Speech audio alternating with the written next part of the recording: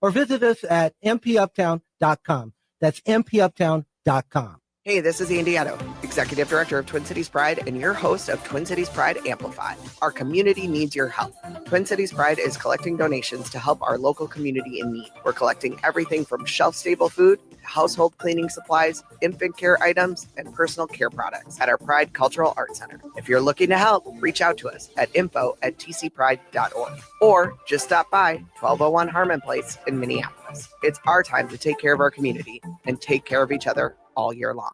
Get ready to zoom into a world full of color, música, and alegría at Children's Theater Company. Go Da Go, Ve Pero Ve is a bilingual musical bursting with playful, high-speed energy as dogs drive, swim, and race to the big dog party. This joyful espectáculo blends English y Espanol with expressive physical storytelling. Go Da Go is sure to have you laughing, moving, and howling with delight. On stage January 20th through February 22nd. Tickets at childrenstheater.org. Portions of the following program may be pre-recorded. Good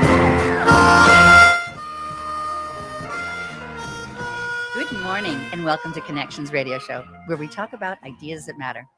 I'm glad you've made the connection and are with us today.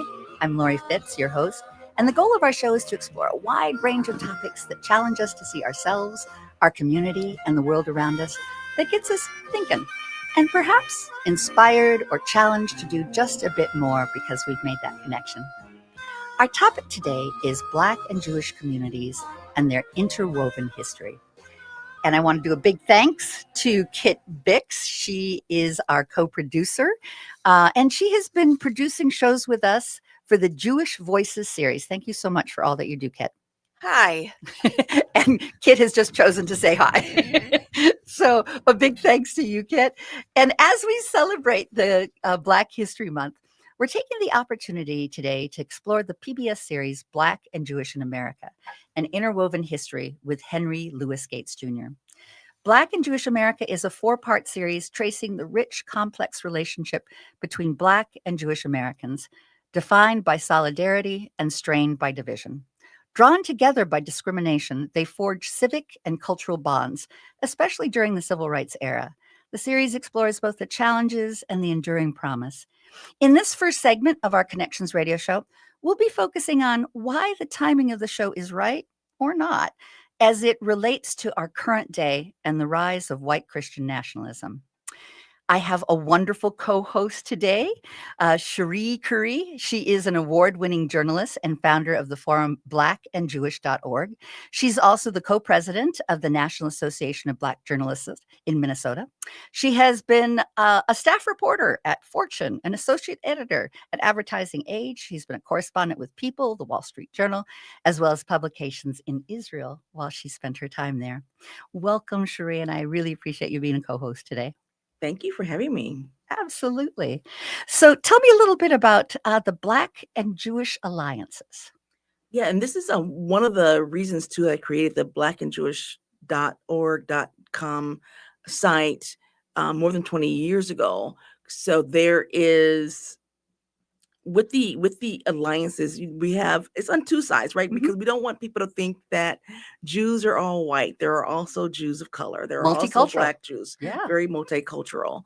And there's this history, which is why we have Dr. Uhuru here as well to speak about the history of how Blacks and Jews have worked together because of commonalities with discrimination in this country. And at the same time, there became a period where things they didn't strained. work. Yeah, it was strained. And the PBS series that Uhuru was a guest on talks a little bit about both of those. Well, I'm going to jump in and actually introduce Dr. Uhuru Williams. You are a distinguished university chair and professor of history and founding director of the Racial Justice Initiative at the University of St. Thomas. You are a frequent expert on the History Channel and PBS, including the 2026 PBS special, Black and Jewish in America, an Interwoven History. Yes, thank you. It's an honor to be able to be here with Dr. Uhuru Williams as well. We are also colleagues. I appreciate your being here.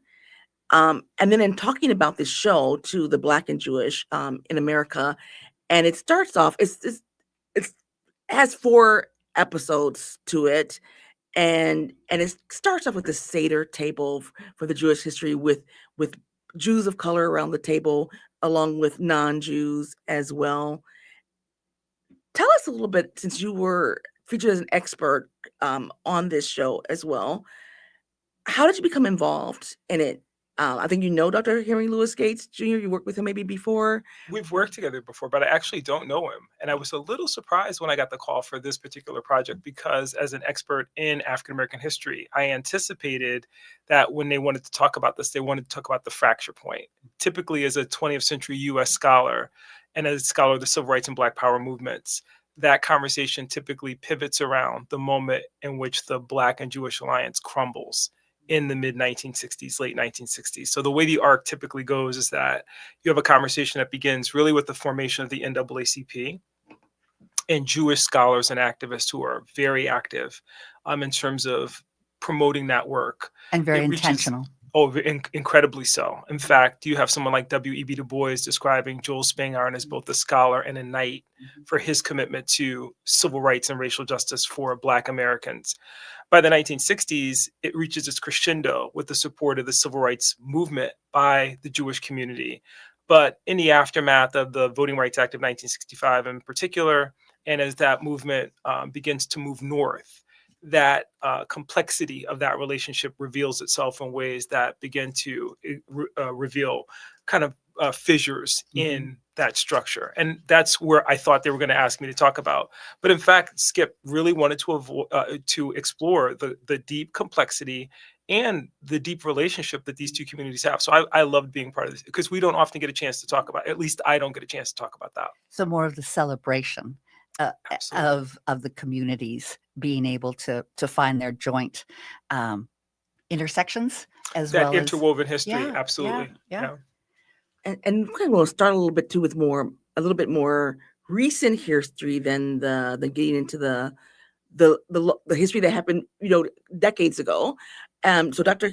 Henry Louis Gates Jr. was saying he came up with the idea for this series after the 2017 Torchlit March in Charlottesville, where there were white supremacists who were using anti-Semitic and anti-Black rhetoric.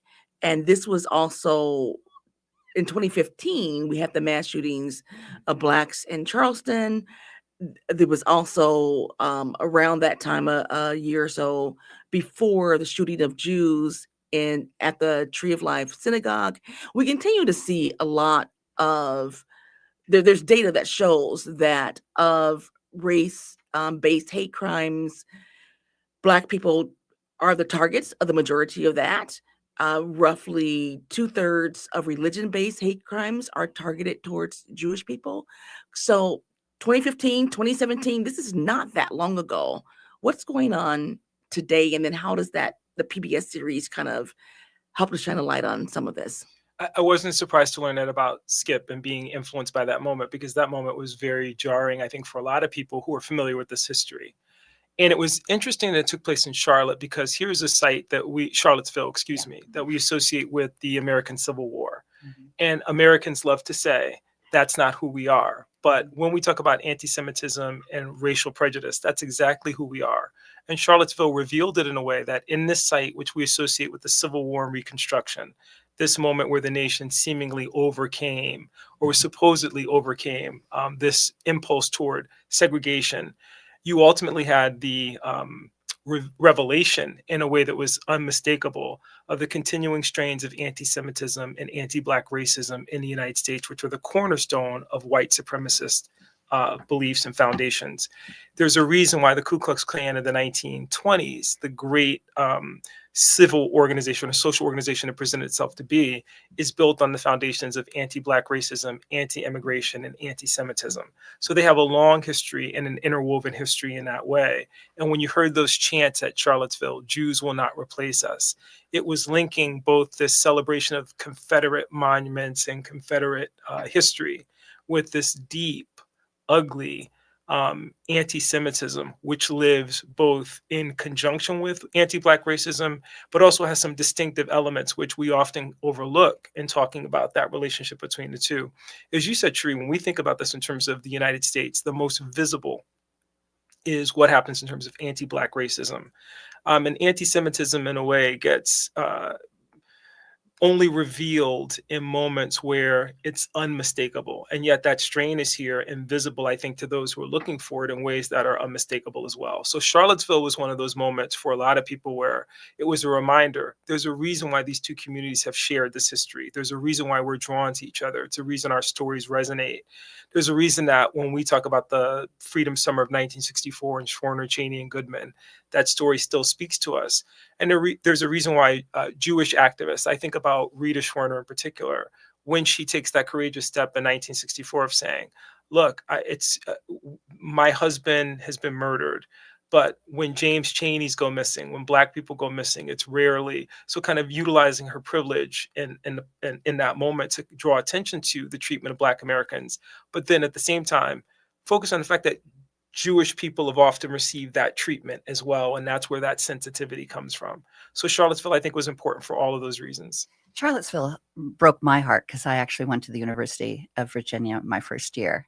And it was in the 70s, and you kind of thought you were past all of that. And then to see your own school on the school grounds have that kind of chanting and that kind of hatred was a throwback to a time when people didn't say it out loud, and now they're saying it out loud. I agree. I mean, and I think we're in a moment when the Trump administration in particular is giving people the permission to do that permissiveness.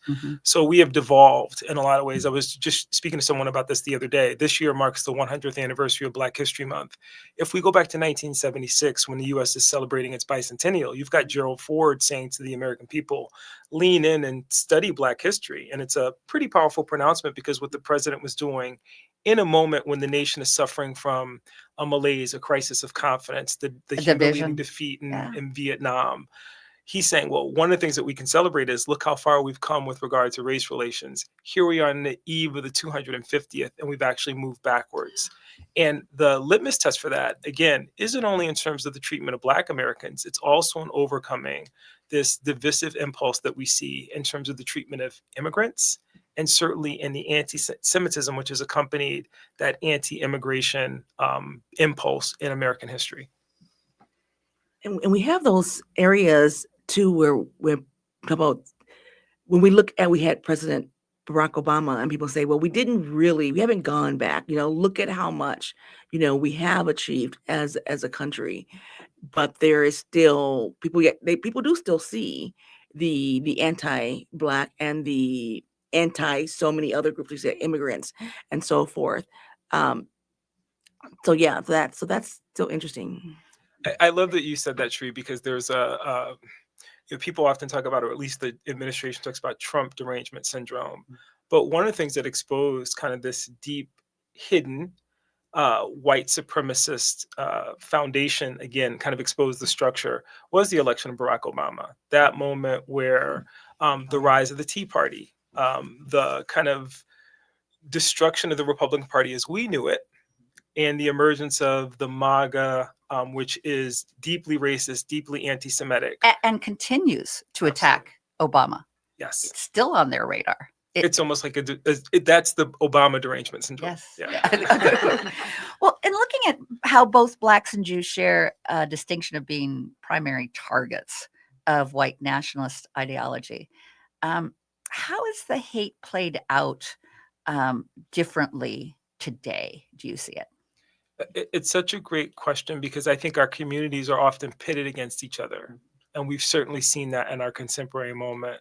So rather than leaning into that shared history and the sensitivities that should come from two groups of people whose histories have been, in many ways, the script can be written through these ugly periods of pogroms or lynching, race riots. Often we're led to believe that we have less in common.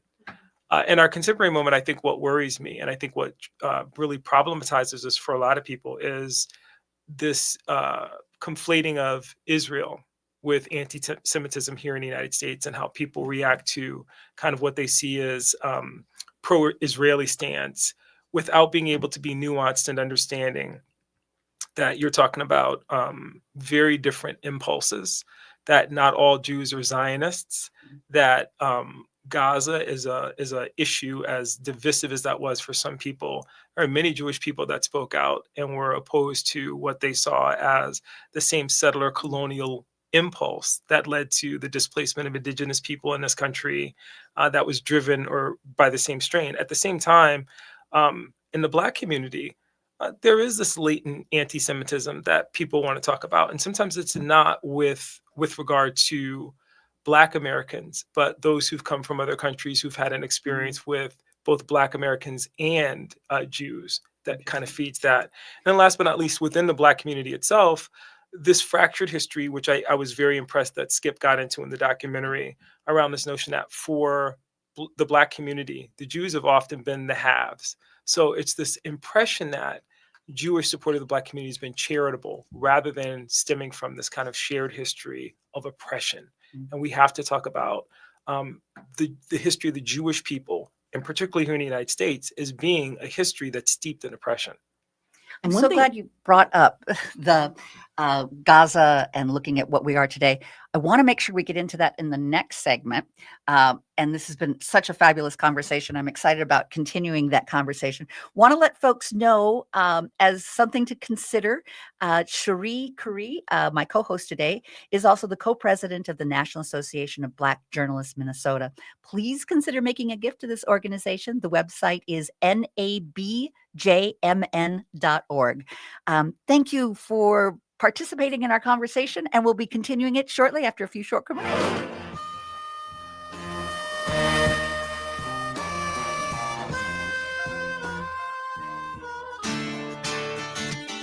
Greg Bakken here. Like you, I love good, fresh, delicious food. So I want to tell you about this treasure in Roseville called Maverick's Real Roast Beef. Maverick's has the best roast beef sandwiches I've ever had, made fresh every order. Add fries or onion rings dropped in the fryer when ordered, and you have a winning combination. Maverick's Real Roast Beef has a lot more than roast beef, so check out their website, mavericksbeef.com, or check out their restaurant on Lexington in Roseville. This is Chad, owner of AM 950. I've been telling you about my friends at Snap Construction, who are arguably the most well-reviewed exterior construction company in the metro. Don't just take my word for it. Take a look at all their reviews online. Winter is the most cost-effective time of the year to complete your construction project.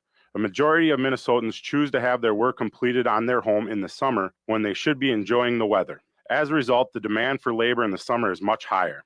The most cost-effective way to improve or restore your home is in the winter due to the lower demand. Right now, Snap Construction is offering an additional 30% off of labor to the AM 950 listeners on your next construction project between now and the end of February. Call 612-333-SNAP and mention AM 950 for an additional 30% off. As always, Snap Construction stands by their work with a lifetime craftsmanship warranty. Don't wait to get a free estimate by calling 612-333-SNAP or find them online at snapconstruction.com. Financing options available. AM 950, the progressive voice of Minnesota. Welcome back to Connections Radio Show. I'm Lori Fitz, your host, and this show is all about talking about ideas that matter, and I'm glad you've made the connection. Our topic today is Black and Jewish communities and the interwoven history. Again, thanks to Kit Bix. Our show today has been co-produced with her, and it's part of the whole Jewish Voices series. My co-host is Cherie Curry. She's an award-winning journalist and founder of the forum blackandjewish.org. She's also co-president of the National Association of Black Journalists Minnesota. Her articles have been published in USA Today, Entrepreneur, Star Tribune, and others. We also have Dr. Yehuda Williams. He's joining us. Dr. Williams is a distinguished university chair and professor of history, as well as founding director of the Racial Justice Initiative at the University of St. Thomas. And we're so grateful to have you here today. My pleasure. Thanks for having me. Absolutely. And I'm excited about this segment. With your background in history, you've brought so much insight and continuing to do that for us in this next segment. Yeah, and you brought up also about the relationship and how Blacks with Gaza and Israel and versus, how Jews look at it. And you mentioned how not all Jews are Zionists. And then I have to also keep reminding, and not all Jews are white. And so and as Lori mentioned at the top of the show as well, I lived in Israel for a year. And as a Black Jewish person, and as well as for other Jews of color, that can be an interesting place to be where you do have African Americans who are looking at how are the Israeli government, treating the Palestinians. And I saw some of that firsthand living there. And that has kind of brought us to these other points of tension for, I'm going to say, white Jews in America and the Black Christian community. What are some of the points of tension as well? There's so many, and I think it's important for people to recognize, as you just shared, Sheree, and I think the nuance that you bring to that conversation is very important, that ultimately this is the impulse whereby you lay at the feet of one individual or one administration, attempt to lay the sins of an entire community at the feet of the policies that are implemented by one administration or one person, so on and so forth. In terms of the Black Jewish experience in particular, when you note, for example, the fact that there are Blacks who practice the Jewish faith, when we think about the connectivity in that discourse, it's important for people then to be able to appreciate the complexity of that relationship.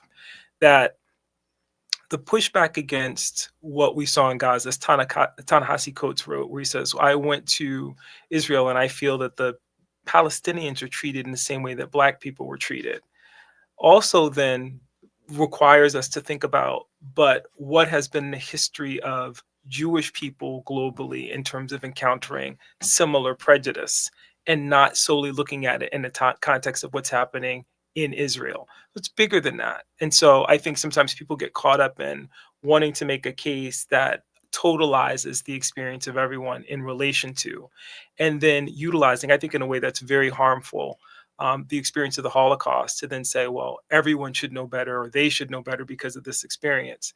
The exploitation impulse lives deeply within the human experience, and we all have a choice. We either embrace those stories which see our shared experience and our shared humanity as liberators, those who are lovers of liberty, who privilege human life and who work toward a beloved community that Dr. King envisioned, or those who are exploiters. And there are always going to be people who choose that. I choose to celebrate the history that positions us in terms of our shared humanity.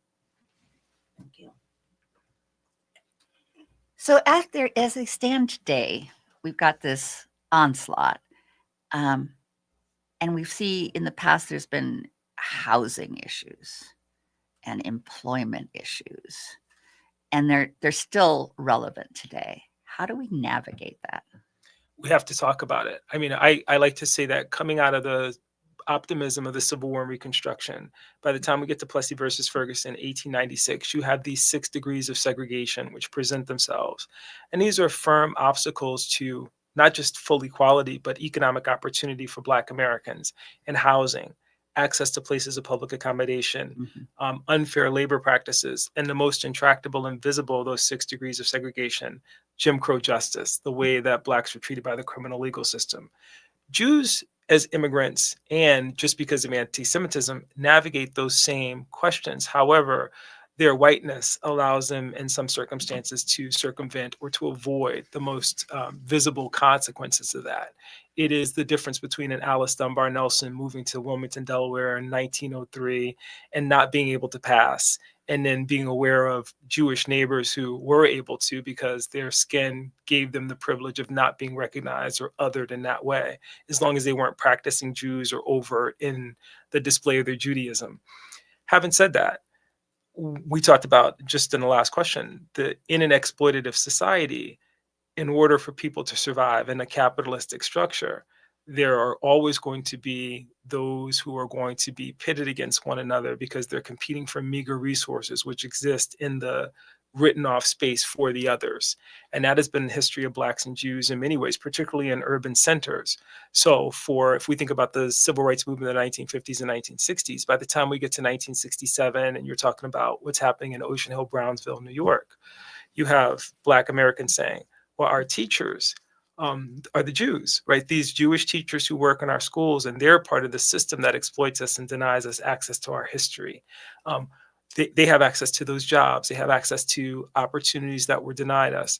Jews are not denied opportunity or access to the GI Bill, which is something that comes up in the documentary. And so that meant that access to housing, the ability then to transmit intergenerational wealth was something available to Jews that wasn't available to Blacks. At the same time, there are also stories within that. And I think the documentary does a good job of talking about this, where you have very principled people within the Jewish community who say, we recognize that. And so we're going to tackle that in the spaces where we have influence. And in the Black community, there's also this recognition that if we don't talk about this, and this is what's so important, what we get is a situation that we saw here in 2020 with George Floyd, where we forget that the tip of the spear is what happens in terms of George Floyd's treatment by those officers. The deeper questions is how people at 38th and Chicago have to survive in a system where that bodega on the corner overcharges for products and no one can explain why. Gas costs more in those communities, groceries cost more, so on and so forth. Jews historically have had to survive by being able to provide those goods and services in that system, exploited by the very same system, and then becoming the most visible, that you can kind of lash out and say, well, these are our enemies. But ultimately, the system is what's broken, and the system is what we have to reform. Those differences then, I think, would be minimized. But it's very easy to focus on what's in your face, as opposed to thinking about in a greater systemic way. How do we reimagine systems so that they don't grind people up and create those grievances or perpetuate those grievances? And there's one too you brought up too with housing, for example, where the series talked about Levittown and created by someone who was Jewish, these tract housing, and yet Blacks were still excluded from them. It was at a time, though, where we still had the redlining. You know, there was a time in history, too, where Jews were excluded from certain housing. Blacks were excluded from certain housing. But because of, you said, the whiteness of predominant Jewish culture, they were able to go in and, you know, create systems for housing for themselves. But at the same time, I think my interpretation is it was going to still be difficult for them to sell houses to Black people because that was the America that we were living in at the time. And then you get this period where we talk about as Black people do move into a neighborhood and white flight, they're moving out. And you have Jews who end up being some of the ones who also were renting or selling homes too, but let's say the renting. And then they're looked at, well, okay, are they also becoming the oppressor? Because now I have a landlord that, you know, are they charging me too much rent? There's so much history that crosses in different ways. And they probably were, because that's the exploitative nature of capitalism as it functions perpetuates that, I think, in ways that then Jews unfairly are targeted as those people who are perpetuating a system which they inherit. And as you pointed out, Cherie, are victimized by redlining and exclusion in terms of the restrictive covenants. And then much later on, try to create communities, in some sense, as a defensive mechanism, you could see, but then also leaning into the notion of whiteness as property. And we don't want to talk about that often in this discourse, but it's important. Whiteness is a currency. And so when you have Levittown, the idea is that if this is going to be an inclusive space, what is the definition of exclusivity in the United States? It means that these people can't come, right? They're excluded. And that was the model and the blueprint in the 1940s. It's the model and the blueprint today, that exclusivity, the fact that I live in a gated community. And what does that mean? When I erect that gate, it means that the people who live on this side of the gate, the people that I'm trying to keep out, don't have the finances, don't have the intelligence, don't have the culture that I have. So you're selling that illusion, you're selling that dream. And then when it becomes available to Black Americans, it's at a premium. The joke that I like to tell, which is not funny, is if we think about a show like The Jeffersons from the 1970s, to move on up and to move on out means, to, in some sense, to have to leave behind not just where you came from, but any notion that what you came from could ever produce anything that would be worthy of living on the other side of that gate. And it becomes an assimilation. Absolutely. What strikes me in looking at the challenges between the Blacks and Jewish communities is that the system benefits from the anger. It benefits because if you have two communities fighting each other, they're not questioning into the system. They're not questioning into the people in power. They're not going, wait a minute, who's really the challenge here? And what do we need to look in a broader way versus us versus them? What is the us that can be created and question into for how we want to be as a country, as a democracy, as a people that welcome immigrants, as a people that welcome all. I mean, we're the only country that was founded on an idea. Couldn't agree more. And yet I think at our 250th, the fundamental question today is this problem that has been raised by the Trump administration. Marco Rubio today gives a speech in which they are promoting this idea that we're Western democracies, Europe and America, founded on a principle of white supremacy. So were we a nation that was founded on white Christian nationalism? Or were we a nation, as you said, founded on ideas? And this is important because if it's an idea or ideas, we're talking about a civil theology. And one of the key components of that civil theology is the idea that diversity is a strength, that immigration has benefited this republic, that those who've built it, although excluded, have been integral to its construction. And we've asked them to come. Give me your poor. Give me your. Absolutely. They've said, please come to our country to build us up because we want to be a multicultural country. Love that, but always with the paradox, because we think about the Statue of Liberty in particular. It's sent by the French to the United States in the 1880s to celebrate emancipation.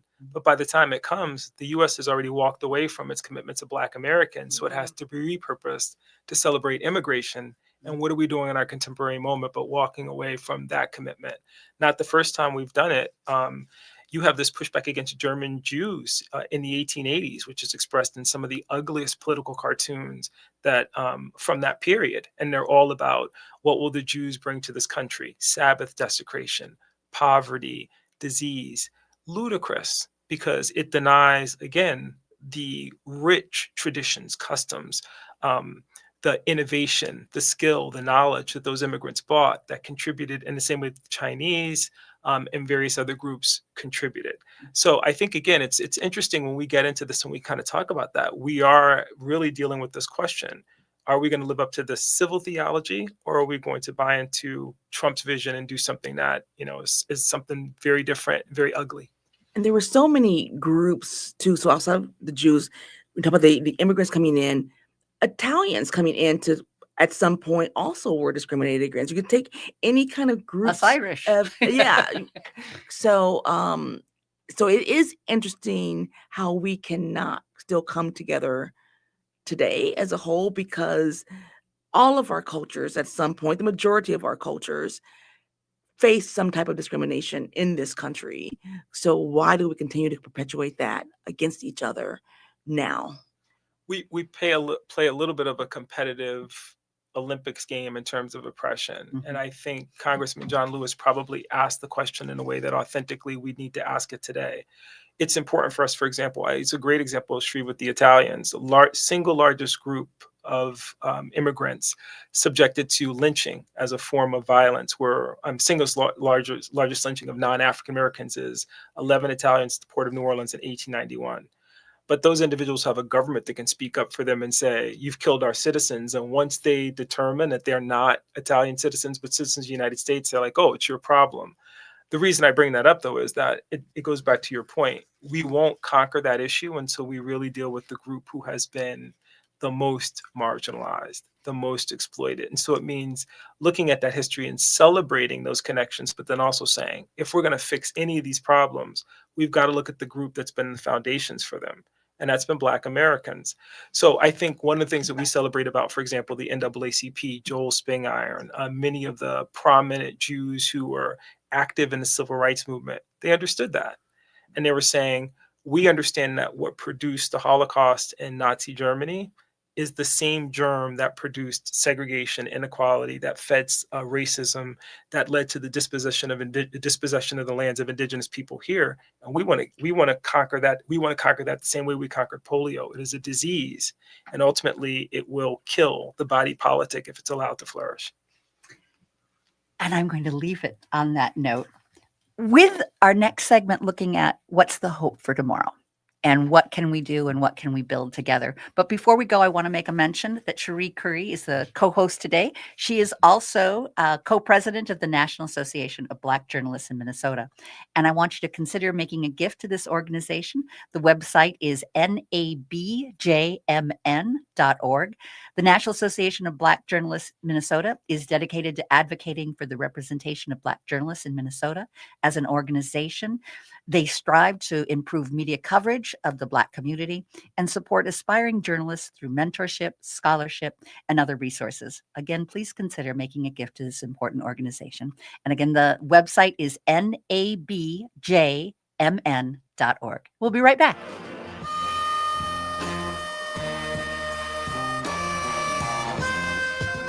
Are you planning a gathering for your family, friends, or work? Then reserve space at the Park Tavern. The Park Tavern offers private and semi-private spaces, and they can accommodate any size party, large or small. They have bowling, food, and beverage packages for any budget. And remember, there are no room fees and no minimum spending requirements. And for more information or to schedule an event, call 952-929-6810 or go to parktavern.net.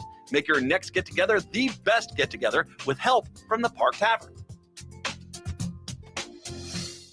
AM 950 would like to thank everyone who joined and donated during our winter membership drive. Your support shows that Minnesotans still value an independent progressive radio station that delivers facts, not spin.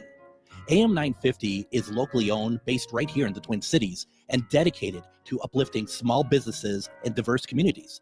At a time when some voices are being pushed aside, AM 950 refuses to be silenced. Please help keep progressive radio on the air. Visit am950radio.com and donate today. Hey, it's Patrick for Zero Res. February is the month for love, so when was the last time you gave your carpet the love and attention it deserves? Maybe you've been procrastinating on the holiday post-mortem cleanup at your house. Are you worried if you got down on your hands and knees what you might see or smell? Not only is your carpet one of the biggest investments in your home, but it's also the largest air filter in your home. And what's worse, you're going to be stuck inside breathing this nasty stuff for months. Lucky for you, Zero Res is going to spread the love to you and your home. This month, get 3 rooms of carpet clean starting at just $119 and take $75 off your air duct cleaning. Call my friends at Zero Res right now, 952-ZERO-RES, or go online to ZeroResMinnesota.com and say you want the AM 950 special. A 4.9 rating on Google reviews and over 21,000 satisfied customers can't be wrong.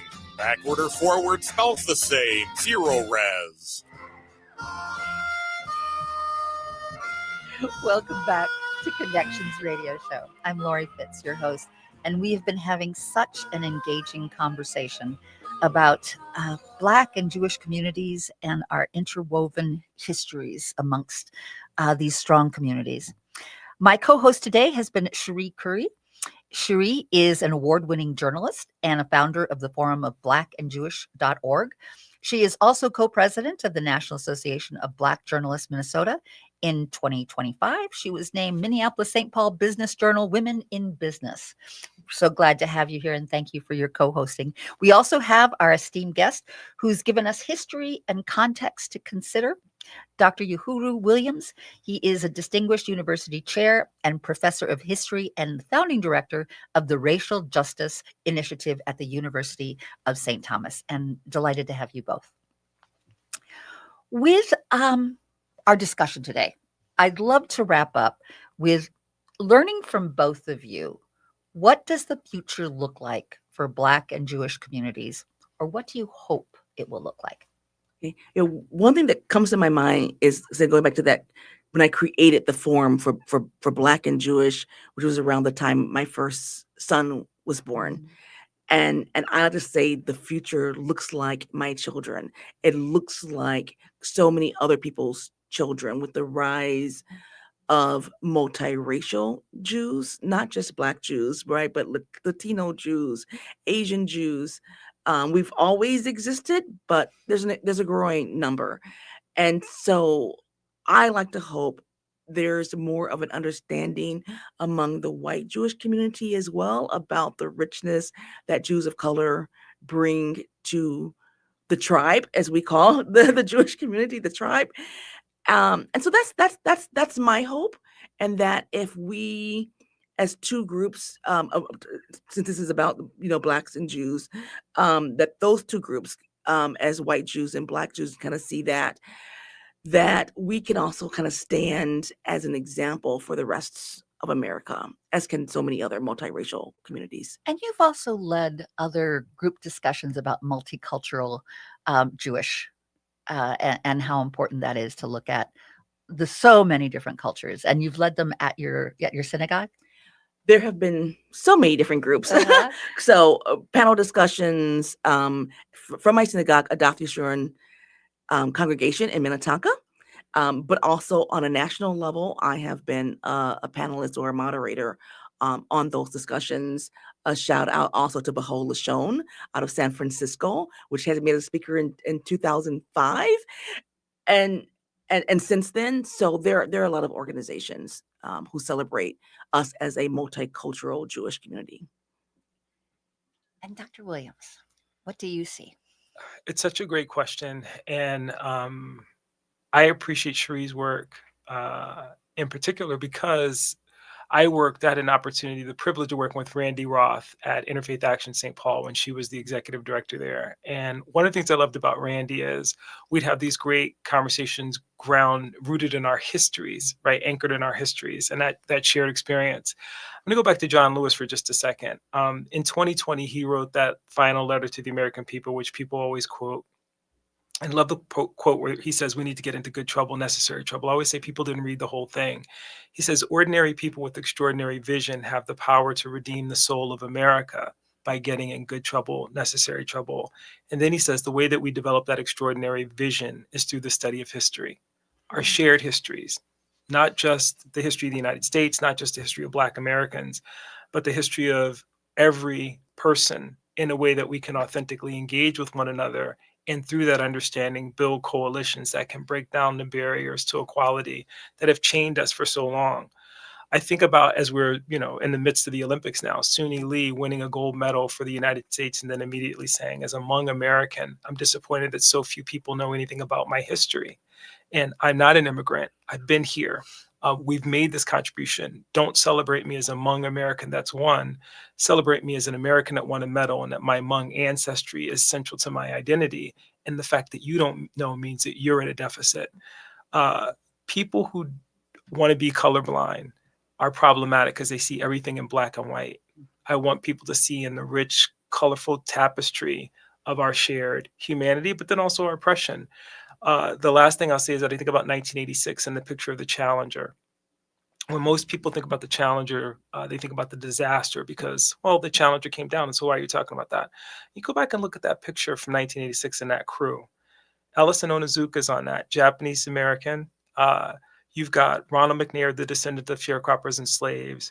You've also got two women, Krista McAuliffe, the teacher in space, but Judith Resnick, who is the fourth woman in space and a Ukrainian Jew. Mm-hmm. You can only celebrate the Challenger moment as a moment of celebration by looking at the history of each and every one of those crew members who then ultimately contribute something to that mission. It is not a tragedy at all. It's a triumph of multiculturalism. It's a triumph of America in spite of all the obstacles that those individuals had to go through to be a part of that mission. And yet at the end, they came together to do something that was in the service of a nation.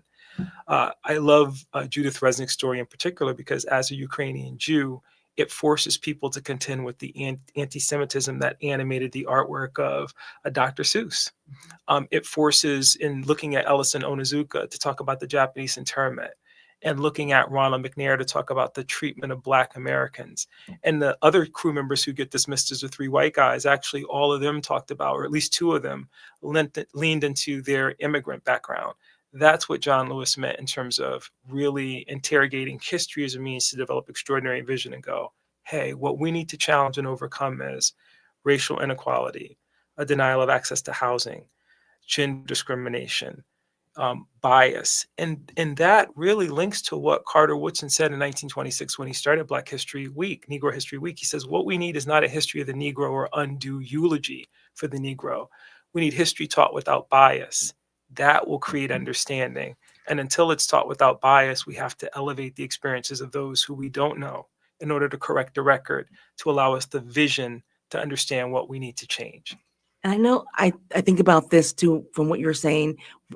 Um, when people say I don't see color, and to me, you also have to see the color, but without the bias. You have to see me for all of who I am. As a Black American, as a Jewish person, this is part of who I bring. As a journalist, this is who I bring to the table. So yeah, celebrate the richness of us. And do the work that Kit, I love the conversations. We just have to sit in the discomfort. And Sheree, one of the things that I appreciate about your work in particular, if people aren't, you can't grow unless you're uncomfortable. Growth comes from discomfort. I spend a lot of time in the gym. I wish I'd known this, 50 years ago. I'd probably be a lot fitter. But the reality is that, you grow from pushing yourself in a little bit of pain. But what comes on the other end of that is actually the beauty of growth and the knowledge of what it takes in order to get to that place where you actually grow. And that is sitting in the discomfort. When you mentioned the quote, what struck me also was ordinary. How ordinary. And I look at what is happening in Minneapolis today, the gathering of forces of the ordinary to do extraordinary work and to love thy neighbor. And what does that look like? I mean, could this be some of the roots of what we could look to in the future, of being able to question the system and to be able to find our similarities, to find the love for each other and the care for each other? What I appreciate and what I hope will be the story of Minneapolis is exactly what John Lewis argued at the end of that article in 2020, that one day a generation will tell the story about this generation that picked up took on the responsibility and finished the work. If I think about our community over the last 5 years, from George Floyd to today, what a powerful story about a community that in 2020 refused to close its eyes to the police brutality that claimed the life of one man. And then 5 years later, you have this active pushback against individuals who are trying to rob an entire community, Somali, of their identity. It's not just about the sacrifice of an Alex Preddy or a Renee Nicole Good. It's about an entire community that was willing to say, we disagree. Our values are around this civil theology. We believe in inclusivity. We celebrate multiculturalism as a strength. And we're willing to even shed blood and deny and be uncomfortable in a way to affirm those values. So I'm looking, again, very rarely do you hear a historian say this, but I'm looking for it because I don't want to speed up my life either. 30 years from now, I think when you tell the story of Minneapolis, if the story were to stop here, it'll be one that affirms the best of what we believe, of what we can be as a community when we embrace those values. And I'll say my one line to end with the Nation magazine nominated the city of Minneapolis and the residents, I'm going to say of the Twin Cities. It's also St. Paul, nominated them for the 2026 Nobel Peace Prize. We'll see what happens, but that speaks a lot to just also how the nation is also viewing our town. I'm also cautious about sort of making this like, well, now we've pushed ICE out. And so, we've done our job. And I think our job and our history will show that we didn't stop here and that we have a lot to go. That's the key. Yeah. Americans love a tragedy with a happy ending. Unlike the Russians who like, long tomes where the hero is poorly rewarded. Chekhov. Americans want everything wrapped up in 30 minutes or less with commercials. This isn't that moment. It's going to take a deeper commitment beyond this moment. And I think that's what happened with Floyd, ironically. Mm-hmm. There was a pushback when Mayor Frey said, George Floyd came to Minneapolis to better a city, but ultimately our city will have been better because of his sacrifice. And people said, no, we're not done. People like Nikema Levy Armstrong. In our contemporary moment, those same people are showing up like Nikema Levy Armstrong and saying, you will not target the vulnerable in our community. They're our neighbors. But that work has to continue. That kind of organizational push for equality has to continue. And I love that our communities, Blacks and Jews, are the model for how to do that. And that's why this history is so important. It frightens me at times that the history is being squashed in many states and that there is a desire to just literally whitewash the history to create just the white happy story. I want a happy ending, not in 30 minutes, but but my happy ending would be the commitment to the civic and the civil theology that you talk about, and being able to see beyond, because there's going to be some tough times, even in looking at that hope and that joy and that opportunity, we're going to have to go through a lot of slogging. And I think my disappointment in where we are today is I really thought we were further along. I mean, I really did. My mom was very active in civil rights. She was pregnant with me when she was walking children in Alabama. We made sandwiches for the Walk on Washington at churches, and we had folks come and pick up the food to take it down to the March on Washington because they had to eat, and churches provided the food. She led desegregation efforts in a John Birch Society, Pasadena. Tough stuff, horrible stuff. But you think that you get to the point. It's 1976 was the year before I graduated. So going on to the University of Virginia, I had that hope that we were celebrating Black history, that we believed in that being our history. Right. Black history. I was going to say that Black history is our history. And my mother was born in 1947, grew up with separate water fountains in Alabama. They migrated to Chicago when she was 15. So how schools were segregated. My mother went on to get her doctorate in education, something that my grandmother never would have quite foreseen was going to happen, for her children. Hope. But yes, but this is American history. It is American history. And I when you were talking about the difference between maybe even going into a hotel, white people go in the front door, but there was a back door. Restaurants, there was the front door for everyone, and there was the back door and the back area. And I remember as a kid going, what's going on? Why do we? And my mom telling us, we'll talk about this afterwards.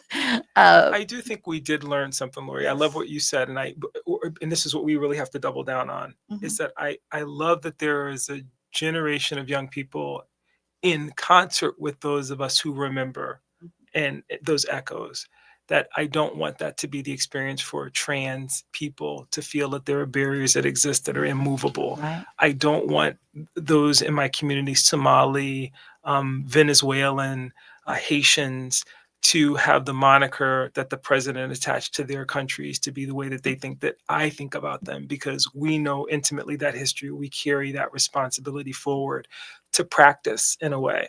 It's interesting for me to quote her, but Sandra Day O'Connor was famous for saying democracy is a practice. What I love about that is that a practice is not perfect. I tell my first year law students that lawyers practice the law and doctors practice medicine. Otherwise, we'd only have to go to the doctors once. So practice means every day we have to get up and we have to do the work. The work never ends. And so when you talked about your mom preparing those sandwiches for the March on Washington, and my colleague Michael and I and I wrote a book, The Radical March on Washington for Jobs and Freedom, More Than a Dream. What I love about that story is, and we're still trying to find ways to feed the vulnerable and those who do the work as caretakers of our democratic republic, not for what it is, but for what it aspires to be. So we are the workers, the drivers, the spirit behind it. Ordinary. The ordinary. The ordinary that can do the extraordinary together. And I love that we're being recognized as a city or cities that looks at the National Peace Prize. It looks at what's the opportunity for a greater peace internationally. What could that look like? My technical producer is letting me know that we only have 1 minute. So I want to make sure that I give you both an opportunity to have any closing statement that you'd like to make before we need to wrap up. I just want to thank you so much for having us both on and to celebrate Black History Month in this way, the 100th anniversary of Black History Month, and just to remember that it is everyone's history. It's not just for Black people. It's our history. I couldn't agree more. And I would simply say, please continue to support to your listeners, public radio, public television, channels for information that are becoming less available. And AM 950, the progressive voice of Minnesota. We're so glad to have you all. And again, thank you to Kit for your work in helping to support this vision and this the Jewish Voices series. And stay with us for next week. We'll have another great show, and we'll look forward to having you make the connection.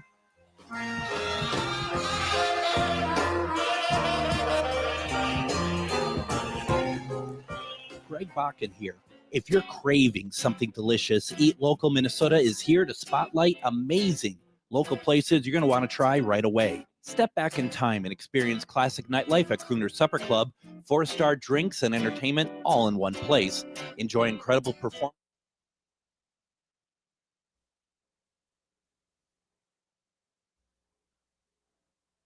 Swim and race to the big dog party. This Portions of the following.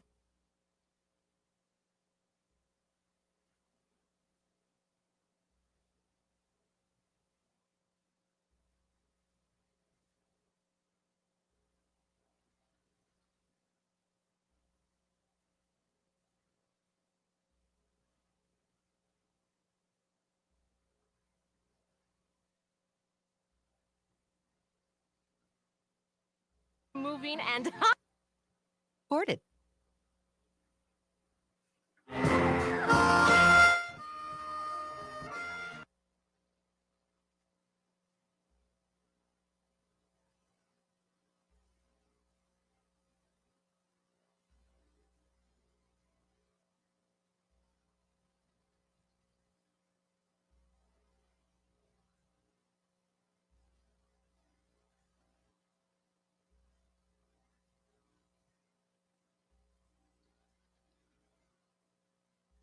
you that kind of organizational that story is, and we're still trying to find way. Please continue to support to your listeners, public radio. Voices series. And stay with us for next week. We'll have another great show, and we'll look forward to having you make the connection.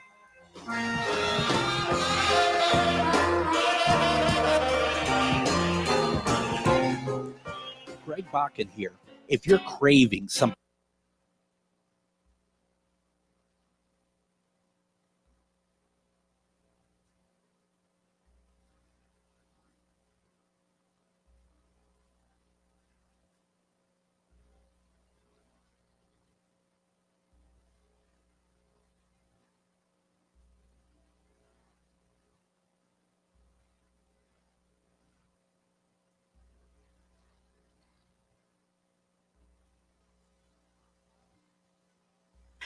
Thank you for participating in our conversation, and we'll be continuing it shortly after a few short commercials.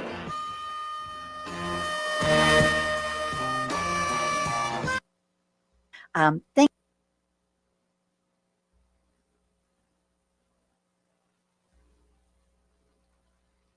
folks know as something to consider.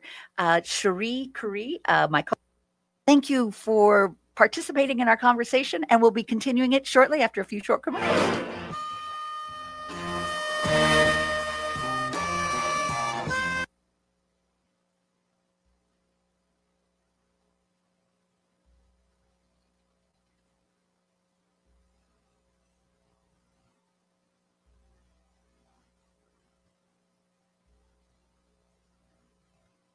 Black American, as a Jewish person, of what we believe of ICE out and America, in spite of all the obstacles that those individuals had to go through to be a part of that mission. And yet, at the end, they came together to do something that was in the service of an Private and semi.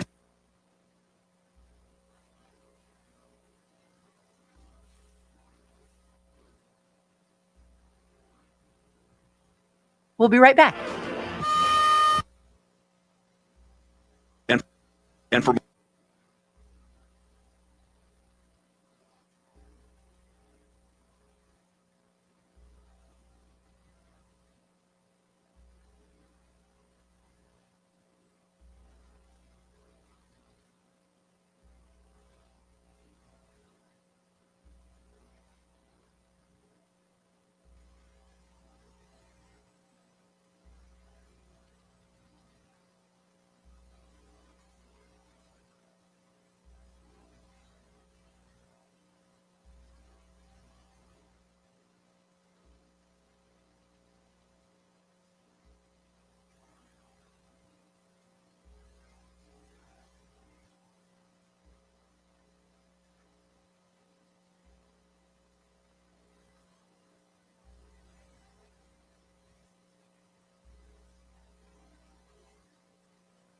February is the month for love, so when was the last time you gave your carpet the love and attention it deserves? Maybe you've been procrastinating on the holiday post-mortem cleanup at your house.